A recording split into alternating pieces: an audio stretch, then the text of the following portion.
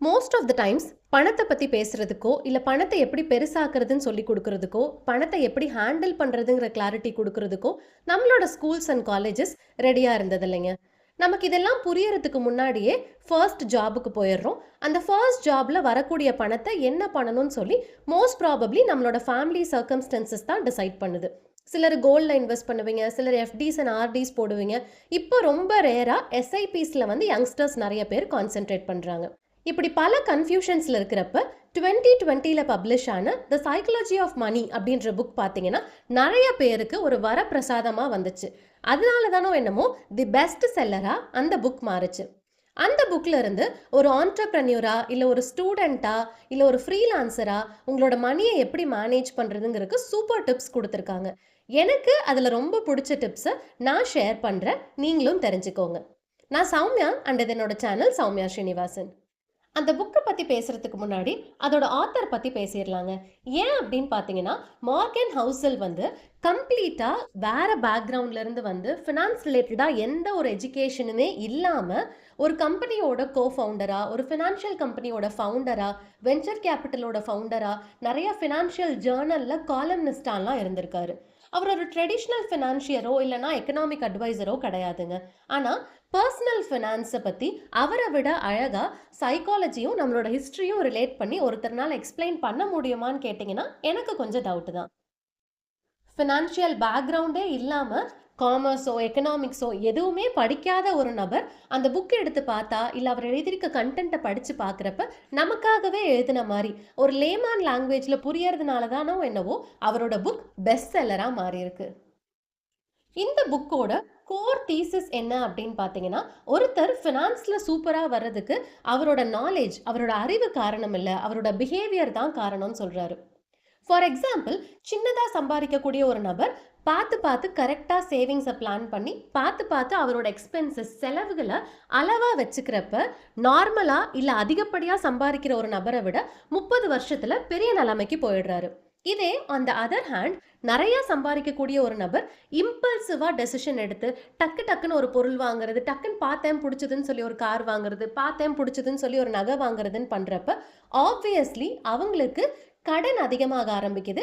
அந்த கடன் வெளியே தெரியாததுனால நம்ம அவங்கள ரிச் பீப்புள், பணக்காரங்க அப்படின்னு நினைச்சிட்டு இருக்கோம். இது அவர் என்ன சொல்றாருன்னா, பிஹேவியர் அப்படிங்கிறது மாடிஃபையபிள். யார் வேணாலும் இதை கற்றுக்கிட்டு யார் வேணாலுமே மணியை அவங்களுக்காக வேலை செய்ய வைக்கலாங்கிறது தான் இந்த புக்கோட முக்கிய கருத்தாக இருக்குது. மோஸ்ட் ஆஃப் த டைம்ஸ் ஒருத்தர் செலவு பண்ணுறதையோ ஒருத்தர் சேமிக்கிறதையோ பார்த்துட்டு நம்ம கஞ்சனோ இல்லை விரயம் பண்ணுறாங்கனோ ஈஸியாக சொல்லிடுறோம். ஆனால் இவர் என்ன சொல்கிறாரு அப்படின்னு பார்த்தீங்கன்னா, நோபடி இஸ் கிரேசி. ஒருத்தரோட ஃபினான்ஷியல் டெசிஷன்ஸையுமே ஷேப் பண்ணுறது அவங்களோட பர்சனல் ஹிஸ்ட்ரி தான் அப்படின்னு சொல்கிறாரு. ஃபார் எக்ஸாம்பிள், 1930s ஃபினான்ஷியல் கிரைசிஸில் பிறந்த ஒருத்தரோட தாட்டும் 1990s ஃபினான்ஸ் டாப்பில் இருக்கிறப்ப பிறந்த ஒருத்தரோட தாட்டையும் நம்ம கம்பேர் பண்ண முடியாது. ஏன்னா 2 பேரோட வளர்ந்த விதமுமே வேறையாக இருக்கும். நீங்கள் உங்களோட குழந்தைக்கு நிறைய விஷயங்கள் கொடுக்கணும், ஆசைப்பட்டது எல்லாமே செய்யணும்னு நினைப்பீங்க. ஏன்னா நீங்கள் சின்னதாக இருக்கப்ப உங்களோட அப்பா அம்மா மேபி அதை பண்ணாமல் இருந்திருக்கலாம், அது உங்களுக்கு கஷ்டமாக இருந்திருக்கும். அப்போ ஆப்வியஸ்லி உங்களோட ஃபினான்ஷியல் டெசிஷன்ஸும் உங்களோட பேரண்ட்ஸோட ஃபினான்ஷியல் டெசிஷன்ஸும் டிஃப்ரெண்ட்டாக தான் இருந்திருக்கு. இப்போ உங்ககிட்ட எல்லாத்தையுமே வாங்கி பழகின உங்களோட குழந்தை நாளைக்கு அதுவுமே பணத்தை நிறையா செலவு பண்ணுமான்னு கேட்டிங்கன்னா அஷ்யோர்டு கிடையாது. அவங்களுக்கு வர லைஃப் பார்ட்னரை பொறுத்து, அவங்க அண்டர்கோ பண்ணியிருக்க பர்சனல் சீன்ஸை பொறுத்து அவங்களோட டெசிஷன் மேக்கிங் அப்படிங்கிறது கண்டிப்பாக மாறும். எந்த விதமான ஃபினான்ஷியல் எக்ஸ்பர்ட்டோ இல்லை எந்த விதமான ஃபினான்ஷியல் புக்ஸோ பண்ண முடியாத விஷயத்த, நமக்கு சொல்லிக் கொடுக்க முடியாத விஷயத்த நம்மளோட பர்சனல் எக்ஸ்பீரியன்ஸஸ் சொல்லி கொடுத்துருது. அதனால தான் மோஸ்ட் ஆஃப் த இந்தியன் ஃபேமிலிஸில் அம்மாக்கள் நமக்கு ஸ்டார்டிங்கில் இருந்தே சேவிங்ஸ் அப்படின்ற ஒரு விஷயத்த சொல்லி கொடுக்குறாங்க. அப்பாக்கள் ஸ்டார்டிங்கில் இருந்தே செலவை குறைக்கிறது அப்படிங்கிற ஒரு விஷயத்த சொல்லி கொடுக்குறாங்க. அவர் முக்கியமாக எக்ஸ்பிளைன் பண்ணக்கூடிய இனி ஒரு கான்செப்ட் என்ன அப்படின்னு பார்த்தீங்கன்னா, காம்பவுண்டிங் அப்படிங்கிற கான்செப்ட். இது நிறைய பேர் பெருசாக கண்டுக்கிறது இல்லைன்றது அவரோட வருத்தமாக கூட இருக்கு. ஃபார் எக்ஸாம்பிள், ஒரு 10 வயசுல இருந்து சேவ் பண்ணிட்டு இருக்கக்கூடிய ஒரு நபர் வாரன் பஃபெட்டோட எக்ஸாம்பிள் எடுக்கிறாரு. 10 வயசுல இருந்து அவரோட சேவிங்ஸ் ஜேர்னி ஸ்டார்ட் ஆகுது. 90 வயசு வரைக்கும் அவர் இன்வெஸ்ட்மெண்ட் பண்ணிக்கிட்டே தான் இருக்காரு. ஆனா அவரோட 65வது பிறந்த நாளுக்கு அப்புறம் தான் அவர் மணி அப்படிங்கிறத மிகப்பெரிய அனுபவிக்கவே ஸ்டார்ட் பண்றாரு. ஏன்னா 50 இயர்ஸ் காம்பவுண்டான ஒரு பணம், 50 இயர்ஸ் இன்ட்ரெஸ்ட் காம்பவுண்ட்ல போயிட்டு இருக்கக்கூடிய ஒரு பணம் அதோட வேலையை 50th இயர்ல தான் காட்ட ஆரம்பிக்குது. ஸோ அவர் இதில் ஸ்பெசிஃபை பண்ணுற முக்கியமான விஷயம் என்ன அப்படின்னு பார்த்தீங்கன்னா, பெருசாக இன்வெஸ்ட் பண்ணுறது விஷயம் இல்லைங்க. நீங்கள் ஒரு 100 ரூபாயோ 500 ரூபாயோ 1000 ரூபாயோ இன்வெஸ்ட் பண்ணீங்கனாலும் பரவாயில்ல, எவ்வளோ சீக்கிரம் ஆரம்பிக்கிறீங்க அப்படிங்கிறது தான் மேட்டர். டைம் போக போக போக தான் நீங்கள் இன்வெஸ்ட் பண்ணுற பணத்தோட மதிப்பு அப்படிங்கிறதுமே கூட ஆரம்பிக்கும். டக்குன்னு இன்வெஸ்ட் பண்ண உடனே பெட்டர் ரிசல்ட்ஸ் ஹார்வெஸ்ட் பண்ணணும்னு நினச்சிங்கன்னா நடக்காது. மார்கன் ஹவுசல் ஒரு முக்கியமான டிஃப்ரென்ஸ் பற்றி பேசியிருக்காருங்க. Getting wealthy and staying wealthy. ஒருத்தர் பணக்காரர் ஆகிறதுக்கு ஒரு குறிக்கோள் இருக்கணும், ஒரு பாதை இருக்கணும், இல்லைன்னா ஒரு பெரிய ஆம்பிஷன் இருக்கணும், ஏதாவது இருந்திருந்தா மட்டும்தான் பணக்காரர் ஆயிருக்க முடியும். ஆனால் பணக்காரராகவே இருக்கிறதுக்கு டு ஸ்டே வெல்தி நீங்கள் உங்களோட பிஹேவியர், நீங்கள் எப்படி செலவு பண்ணுறீங்க, என்ன மாதிரி டெசிஷன்ஸ் எடுக்கிறீங்க, எந்த நேரத்தில் எப்படி ரியாக்ட் பண்ணுறீங்கன்னு சொல்லி உங்களோட பிஹேவியர் தான் முடிவெடுக்குது. ஒரு சிலர் பார்த்தீங்கன்னா ரொம்ப கஷ்டப்பட்டு பணத்தை சேர்த்தி ஒரு லெவலுக்கு வந்திருப்பாங்க, ரொம்ப விஷயங்களை இழந்திருப்பாங்க. இழந்து வந்ததுனாலயோ என்னவோ அந்த ஸ்டேயிங் வெல்தி அப்படிங்கிற கான்செப்ட்ல கொஞ்சம் லூசன் ஆயிடுவாங்க. தனக்கு தானே இருக்கக்கூடிய பிரின்சிபல்ஸ் எல்லாம் கொஞ்சம் விட்டு கொடுத்துட்டு பிடிச்சதெல்லாம் வாங்க ஆரம்பிச்சிருவாங்க, நினைச்சதெல்லாம் கொண்டு வர ஆரம்பிச்சிருவாங்க. ஆனா இன்னும் ஒரு சிலர் அந்த ஸ்டேயிங் வெல்தி, பணக்காரனாவே இருக்கணும் அப்படிங்கிறதுல தெளிவா இருப்பாங்க. அப்ப என்ன பண்ணுவாங்கன்னா, தான் சம்பாரிச்ச பணத்தை கொஞ்சம் செலவுகளுக்கு வச்சுக்கிட்டாலுமே கொஞ்சம் பணத்தை எடுத்து வச்சு அதை வேலை செய்ய வைப்பாங்க. அதை இன்னும் எப்படி பெருசாக்குறது, இன்னும் எப்படி டபுள் ஆக்குறது, இல்லை அதை எப்படி சேஃபராக மெயின்டைன் பண்ணுறதுன்னு சொல்லி பணத்தை தனக்காக வேலை செய்ய வைப்பாங்க. அதுதான் ஸ்டேயிங் வெல்த்தியில் பிஹேவியரல் ஆஸ்பெக்ட்ஸ்ன்னு சொல்ல வராரு. இந்த பிஹேவியரல் ஆஸ்பெக்ட்ஸ் அகெயின் ஒருத்தருக்கு ஒருத்தர் மாறுபடும்.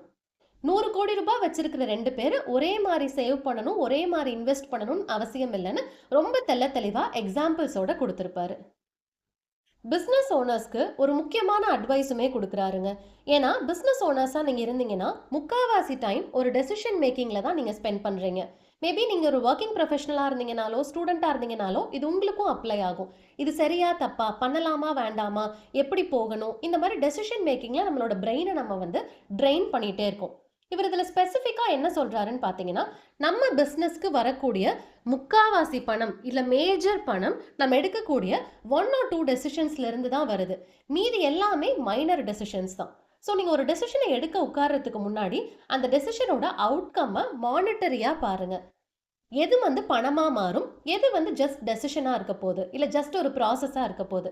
அப்போ ஆப்வியஸ்லி அந்த பெரிய பணமாக மாறக்கூடிய டெசிஷன்ஸ்க்கு அதிக டைம் அண்ட் அதிக எனர்ஜியை இன்வெஸ்ட் பண்ணுங்க. மற்ற decisions yes if it goes wrong it is okay. அதில் பெரிய ப்ரெஷர் போட்டு உங்களை நீங்களே ஸ்ட்ரெஸ் பண்ணிக்கணுன்ற அவசியம் இல்லை. இதுக்கு அழகாக ஒரு எக்ஸாம்பிள் சொல்லுவார். இன்வெஸ்டிங் கம்பெனிஸ், வெஞ்சர் கேபிட்டலிஸ்ட் இவங்கெல்லாம் பார்த்தீங்கன்னா ஒரு 100 ஃபர்ம்ஸில் 100 கம்பெனிஸில் பணம் போடுறாங்கன்னா 100மே அவங்களுக்கு லாபமாக வராது. ஆனால் அதில் 1 2 100 மடங்கு அதிக இன்வெஸ்ட்மெண்ட்டை எடுத்து கொடுக்கும், 100 மடங்கு அதிக பணத்தை எடுத்து கொடுக்கும். அப்படி எடுக்கிறப்ப அந்த 1 2 கம்பெனிஸ் மேலே அந்த கம்பெனிஸ் முக்கியமான நோட்டத்தை செலுத்திட்டு மீதி கம்பெனிஸ்க்கு அளவான நோட்டத்தை கொடுத்தாலே தாராளமாக போதுமானது. ஃப்ரீடம், சுதந்திரம். உங்களோட பணம் உங்களுக்கு பெருசாக ஏதாவது வாங்கி கொடுக்கணும் அப்படின்னா அது சுதந்திரமாக தான் இருக்கணும், ஃப்ரீடமாக தான் இருக்கணும்னு சொல்கிறாரு. ஃப்ரீடம் அப்படின்றது நினைச்சதை வாங்கி நினைச்சது செலவு பண்ணுறதுன்னு அவர் எங்கேயுமே சொல்லலைங்க. ஆனால் ஃப்ரீடம் அவர் எப்படி பார்க்குறாருன்னா, டெய்லி காலையில் நான் எந்திரிக்கிறேன்னா எந்திரிச்சதுக்கு அப்புறமா நான் என்ன பண்ணணுங்கிறது என்னோட டெசிஷனாக இருக்கணும். ஐயோ அந்த கிளைண்ட் வந்திருப்பாங்களே, ஐயோ இந்த ப்ராஜெக்ட் வேண்டாம், இருந்தாலும் என்னால் நோ சொல்ல முடியல, நோ சொன்னால் இந்த பணம் போயிடும், இவங்க பிரச்சனைக்குரிய கிளைண்ட் தான், இருந்தாலும் நான் வேலை செஞ்சு தான் ஆகணும், இது எனக்கு பிடிக்கல, இருந்தாலும் நான் செஞ்சு தான் ஆகணும். அந்த மாதிரி சினாரியோஸ்ல இருந்து நம்மளை வெளியே கொண்டு வரத்துக்கு உங்களோட பணம் ஹெல்ப் பண்ணுச்சுன்னா அதுதான் உங்களை ரிச், அதுதான் உங்களை பணக்காரராக காட்டுது அப்படின்றத ரொம்ப தெளிவாக எக்ஸ்பிளைன் பண்ணுறாரு. ஏன்னா நிறைய பேர் பணம் இருக்கிறத எதோட ரிலேட் பண்ணுறாங்கன்னு பார்த்தீங்கன்னா, என்ன கார் வச்சுருக்காங்க, BMW இருக்கா, அவுடி இருக்கா பணக்காரங்க, மினி கூப்பர் இருக்கா ரொம்ப பணக்காரங்க, வீடுப்பா பெரிய பங்களா, நகை இவ்வளோ கிலோகிராம் வச்சுருக்காங்க, இதை தான் பணத்தோட ரிலேட் பண்ணுறமே ஒழிய அவங்களோட பிஹேவியர், அவங்களுக்கான டெசிஷன் மேக்கிங் எந்த ஸ்ட்ரெஸ்ஸுமே இல்லாமல் ஒருத்தருக்கு எஸ்ஸோ நோவோ சொல்ல முடியுதுன்னா அந்த சுதந்திரம் உங்களோட பணம் கொடுக்கணும். அப்படிப்பட்ட பணத்தை தான் நீங்கள் சம்பாதிக்கணும். அப்படி சம்பாரிச்சிட்டிங்கன்னா யூ வில் ஸ்டே வெல்தி, ரிச்சாகவே இருப்பீங்க, அதிலிருந்து இறங்க மாட்டீங்க.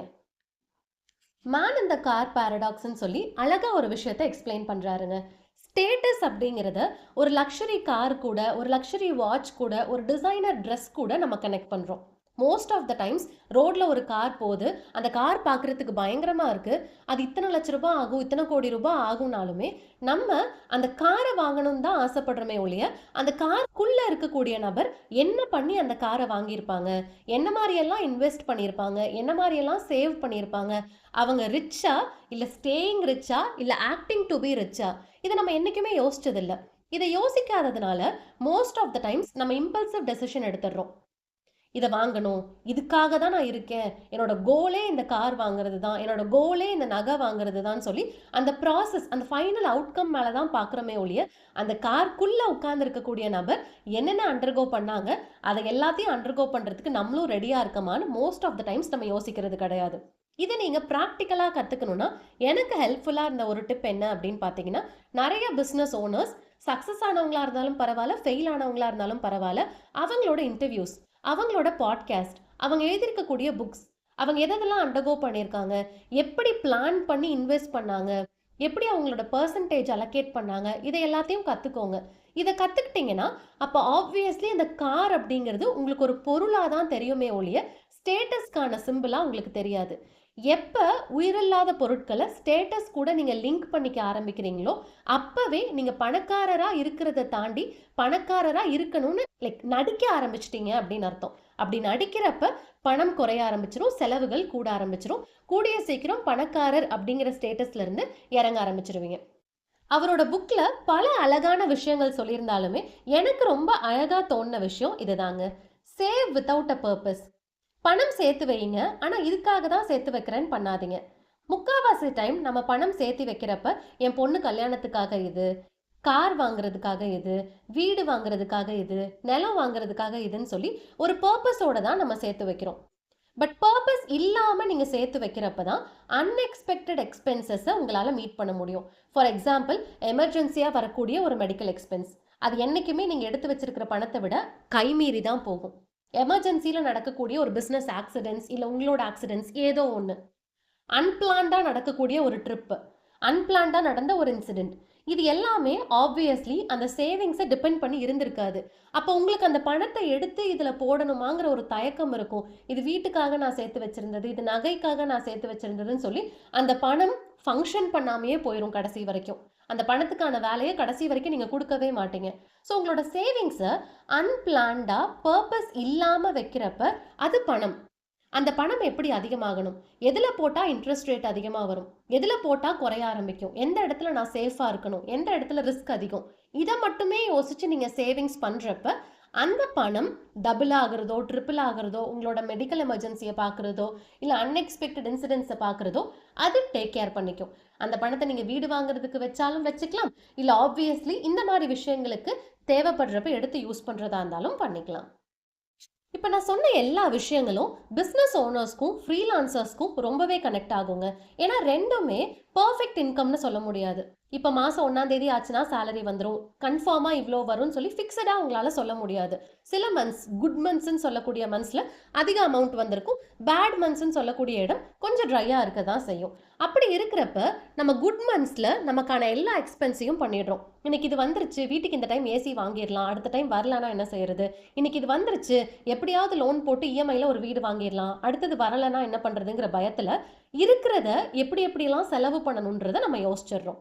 ஆனால் ஃபினான்ஷியலி டெஸ்பரேட்டாக நீங்கள் இருக்கிறப்ப, பணத்துக்காக தேவை உங்களுக்கு அதிகமாக இருக்கிறப்ப most of the times, most of the decisions நீங்கள் எடுக்கிறது எல்லாமே பேட் டெசிஷன்ஸாக தான் இருக்குது. நோ சொல்ல வேண்டிய கிளைண்ட்டுக்கு எஸ் சொல்ல ஆரம்பிப்பீங்க, நோ சொல்ல வேண்டிய ப்ராஜெக்ட்டுக்கு எஸ் சொல்ல ஆரம்பிப்பீங்க.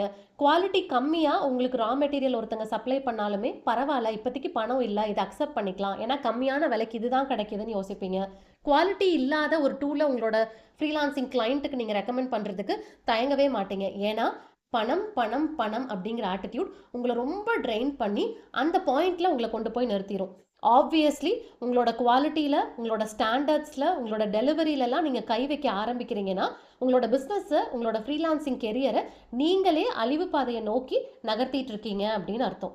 அப்போ ஃபினான்ஷியலாக டெஸ்பரேட்டாக நான் இருக்கக்கூடாது. நான் என்ன பண்ணலாம், என்னோட குட் மந்த்ஸில், என்னோட தொழிலில் இல்லை என்னோட ஃப்ரீலான்சிங் கெரியரில் நல்ல பணம் பண்ணக்கூடிய மாதங்களில் அந்த பணத்தில் ஒரு பர்சன்டேஜை எடுத்து நான் இன்வெஸ்ட்மெண்ட்டுக்கு, சேவிங்ஸ்க்கு, இந்த மாதிரி பர்பஸஸ்க்கு யூஸ் பண்ண ஆரம்பிச்சுக்கணும். ஆல்டர்னேட்லி என்னோட ட்ரை மந்த்ஸில் அந்த பணம் எனக்கான ஒரு நம்பிக்கையை கொடுக்கும். பரவாயில்ல, இந்த கிளைண்ட் வந்து தப்பானவங்க, இல்லை இந்த கிளைண்ட் வந்து பிரச்சனைக்குரியவங்க, இந்த இடத்துல நம்ம நோ சொன்னால் மட்டும்தான் நம்மளால இந்த டைமில் இன்னும் ஒரு 2 கிளைண்ட்ஸை சேர்த்தி பார்க்க முடியும். ஸோ தைரியமாக நோ சொல்ல போகிறேன். இந்த மாதத்தில் எனக்கு கிளைண்ட்டே வரலனாலும் பரவாயில்ல, என்னால் என்னோட பேசிக் எக்ஸ்பென்சஸ், சாப்பாடு, வீட்டு ரெண்ட்டு, இதை எல்லாத்தையும் மேனேஜ் பண்ணிக்க முடியும். அப்போ நான் இந்த முடிவை எடுக்க போகிறேன். உங்களுக்கு பின்னாடி இருக்கக்கூடிய கொஞ்சம் பணம் உங்களோட நம்பிக்கையா மாறி தப்பான டெசிஷன்ஸ்ல இருந்து உங்களை காப்பாத்தி வெளியே கூட்டிட்டு வரும்.